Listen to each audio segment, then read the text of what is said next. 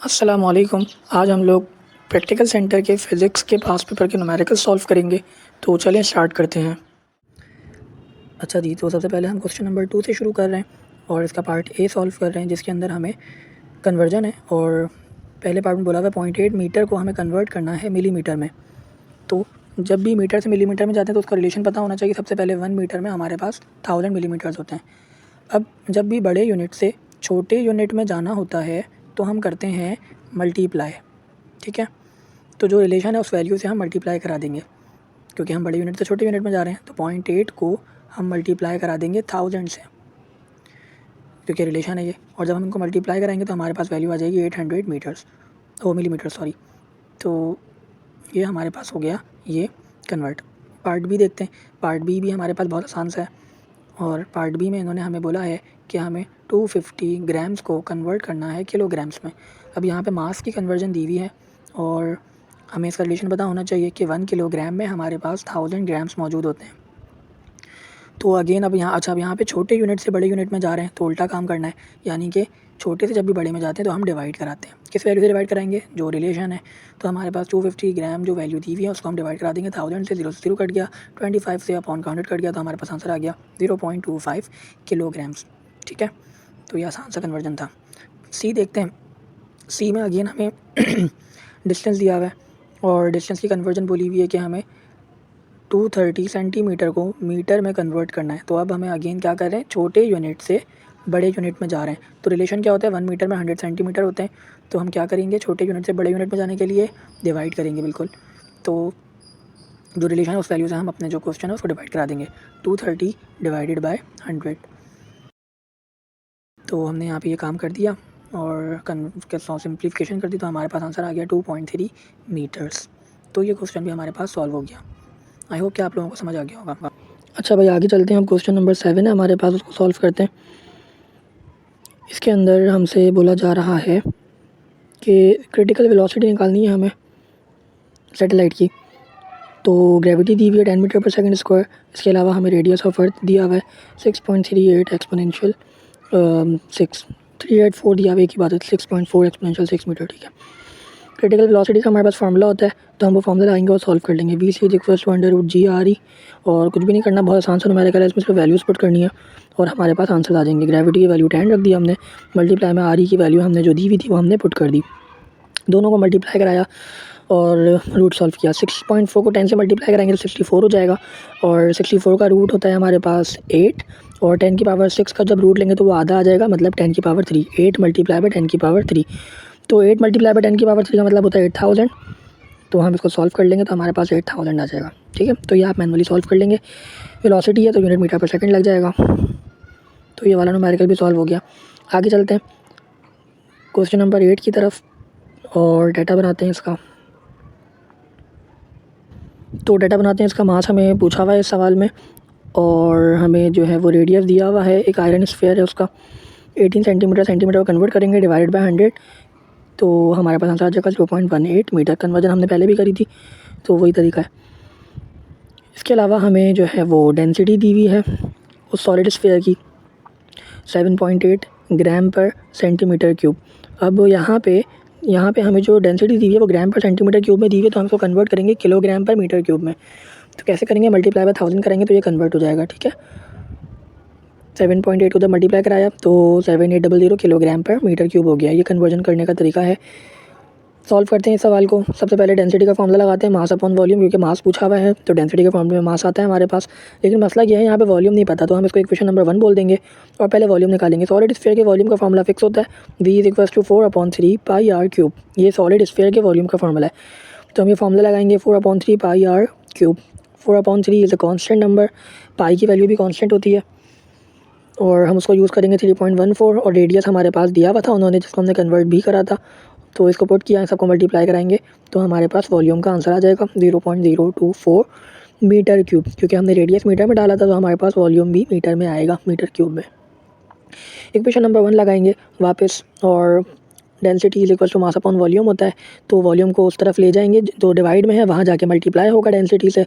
तो डेंसिटी की वैल्यू डालेंगे, मल्टीप्लाई बाय वॉल्यूम लिख देंगे हम इसके साथ, क्योंकि डिवाइड में था, वहाँ जा कर के मल्टीप्लाई हो जाएगा। एंड देन इनको मल्टीप्लाई कराएंगे हम, तो हमारे पास मास की वैल्यू आ जाएगी। ठीक है, तो 190 किलोग्राम क्योंकि हमने सब कुछ SI में रखा है, तो हमारे पास जो मास आया वो भी हमारे पास SI में आ जाएगा। आई होप आपको ये क्लियर हो गया होगा। आगे चलते हैं क्वेश्चन नंबर 8 की तरफ, और अब इसका भी हम डाटा बना लेते हैं। बेसिकली पीसी के पेपर में हर सवाल के अंदर मल्टीपल चॉइसेस दी हुई थी, और करके और क्वेश्चन दिए हुए, तो हम सबको सॉल्व कर रहे हैं और उनको हम पार्ट्स, डिफरेंट पार्ट्स का नाम दे रहे हैं। ठीक है, तो अब इसका डाटा बना लेते हैं क्वेश्चन नंबर 8 का। क्वेश्चन नंबर 8 में हमें मास ऑफ, ये मोमेंटम से रिलेटेड है, तो law of conservation of momentum. तो अब मास ऑफ गन दिया हुआ है 8 किलोग्राम, और इसके अलावा हमारे पास मास ऑफ बुलेट हमें दिया हुआ है, तो हम उसको मास ऑफ बुलेट बोल देंगे, M2 से रिप्रेजेंट कराएंगे उसको, तो उसकी वैल्यू हम लिख देंगे 40 ग्राम। अब यहाँ पे ये ग्राम में दिया हुआ है, तो हम इसको कन्वर्ट करेंगे किलोग्राम में। ग्राम से किलोग्राम में जाने का तरीका सेम है, 1000 से डिवाइड कराएंगे क्योंकि छोटे से बड़े में जा रहे हैं, तो हमारे पास आंसर आ जाएगा 0.04 kg।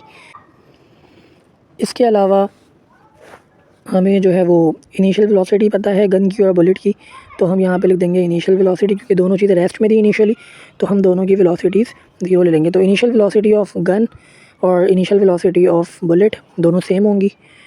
पहले हम रिप्रेजेंटेशन कर लेते हैं एंड देन वैल्यूज़ लिख लेंगे। अच्छा, इसके अलावा हमें फाइनल वेलोसिटी ऑफ बुलेट दी हुई है, तो वो भी हम लिख लेंगे। इसके अलावा हमें फाइनल वेलोसिटी ऑफ गन यानी कि रिकॉयल ऑफ द गन पूछा हुआ है।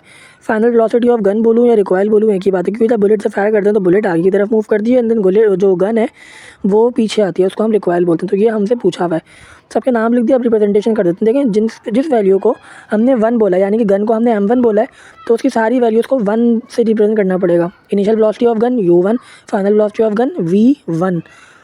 मतलब गन की जितनी चीज़ें उनको 1 बोल दिया और बुलेट की जितनी चीज़ें उनको 2 बोल दिया, तो बुलेट की जो इनिशियल वेलोसिटी है उसको U2 और फाइनल को V2। तो बस ये बात याद रखनी थी कि गन की जितनी चीज़ें हैं उनको 1 बोला है M1 U1 V1, और बुलेट की जितनी चीज़ें हैं उसको 2 बोला है M2 U2 V2। तो U1 U2 0 थे क्योंकि दोनों पहले रेस्ट में थी, और फाइनल वेलोसिटी ऑफ बुलेट हमें दी हुई है, तो वो भी हमने पुट कर दी। ठीक है, 100 मीटर पर सेकंड। इसके अलावा फाइनल वेलोसिटी ऑफ जो रिकॉयल ऑफ द गन है वो हमसे पूछा हुआ है, तो हमने क्वेश्चन मार्क लिख दिया। अब हम आगे सॉल्व कर लेते हैं ये, क्योंकि law of conservation of momentum का न्यूमेरिकल है, तो हम यहाँ पे लिख लेते हैं according to law of conservation of momentum. तो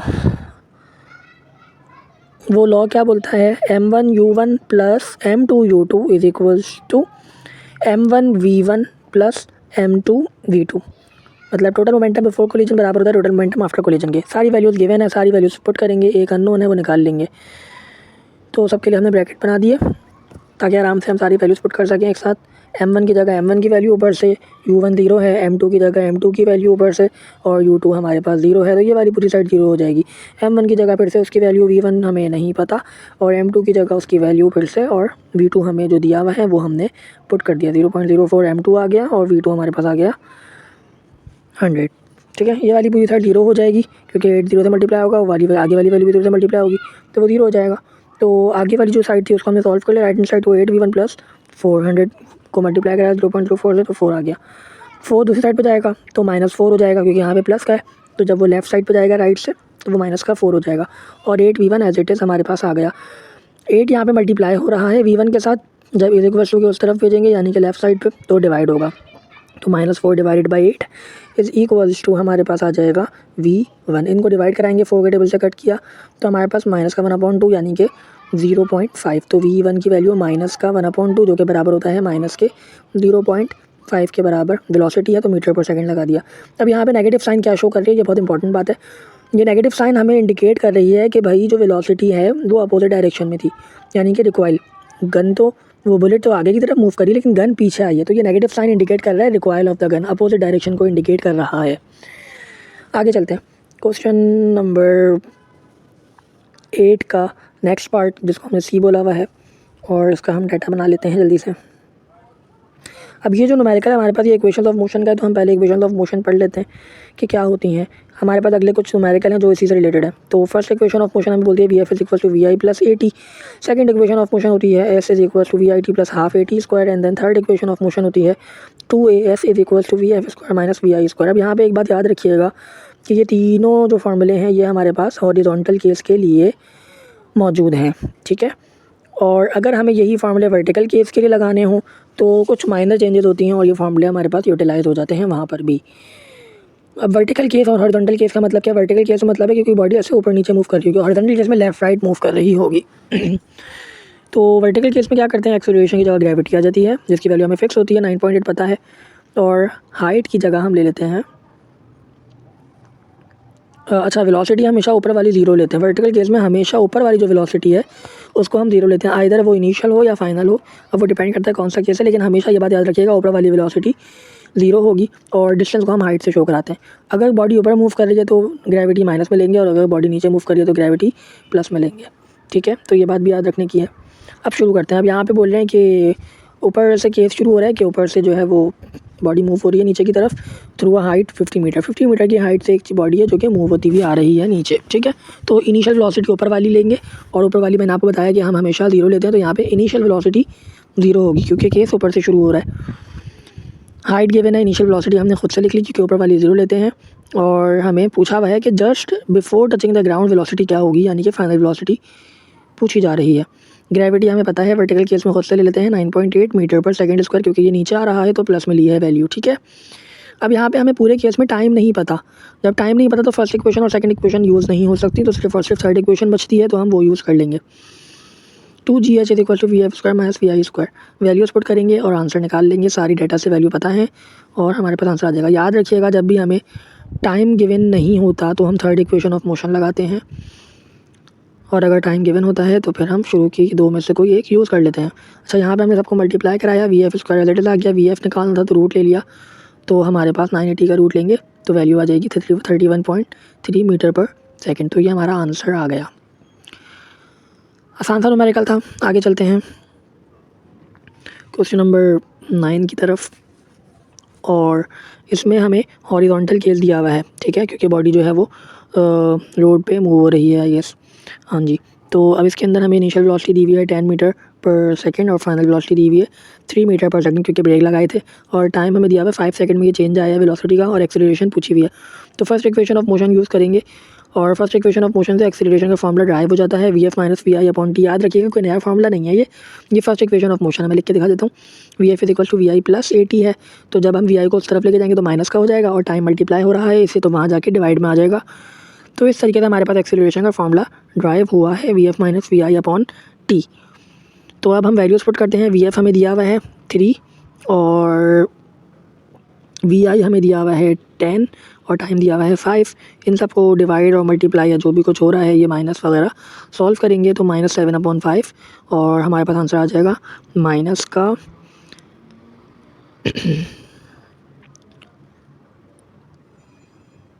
1.4 मीटर पर सेकंड स्क्वायर। अच्छा, अब यहाँ पे नेगेटिव साइन क्या शो कर रहा है? नेगेटिव साइन अगेन शो कर रहा है रिटार्डेशन या डिसेलरेशन, यानी कि जो हमारी वेलोसिटी है उसमें कमी आई है। देखें आप, पहले हमारी वेलोसिटी 10 थी और बाद में 3 हो गई तो कम हो गई ना, तो इसलिए हमारी एक्सेलरेशन नेगेटिव में आई है, तो ये शो कर रहा है। आगे चलते हैं अगले न्यूमेरिकल की तरफ, और क्वेश्चन नंबर 9 का अगला पार्ट है ये। डाटा बनाते हैं इसका जल्दी से और सॉल्व करते हैं फिर इसको।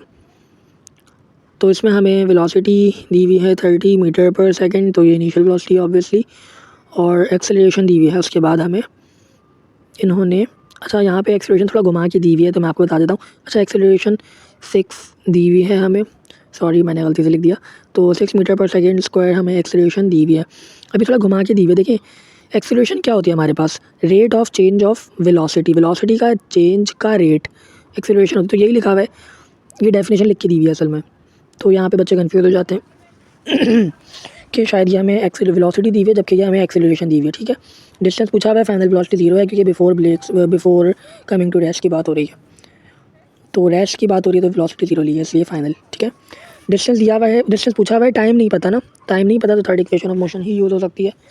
तो थर्ड इक्वेशन ऑफ मोशन हमने लगा दी और एस निकालना है, तो बाकी जो 2a मल्टीप्लाई में उसको डिवाइड में ले गए, सारी वैल्यूज पुट करेंगे, आंसर आ जाएगा। बहुत आसान सा न्यूमेरिकल है। फाइनल वेलोसिटी 0 थी, माइनस इनिशियल वेलोसिटी हमारे पास 30 थी, इसका स्क्वायर लगा दिया अपॉन 2, और एक्सेलरेशन हमारे पास 6 थी। तो इन सबको हमने सॉल्व किया तो 6 to the 12 माइनस वैसे ही आ गया, तो 3 to the 9 और 00 क्योंकि स्क्वायर है। तो इसको हम सॉल्व कर लेंगे तो हमारे पास जो है वो आंसर आ जाएगा 75। अच्छा, यहाँ पे एक चीज़ देख लीजिए आप कि हमें जो एक्सेलरेशन है वो हम माइनस में लेंगे, क्यों? क्योंकि वेलोसिटी कम हो रही है ना, तो इसलिए माइनस में कम हो रही है, तो रिटार्डेशन माइनस में होती है, तो माइनस से माइनस कट जाएगा, तो जो आंसर आएगा वो प्लस में है, क्योंकि डिस्टेंस हमेशा प्लस में होता है ना, डिस्टेंस माइनस में कोई मतलब नहीं है इस बात का, डिस्टेंस प्लस में होता है, या तो होगा या तो नहीं होगा, माइनस में नहीं हो सकता। तो ये 75 मीटर आंसर आ गया। तो ये इस वीडियो का पार्ट ए था, पार्ट बी में हम आगे की न्यूमेरिकल सॉल्व करेंगे। Thanks for watching.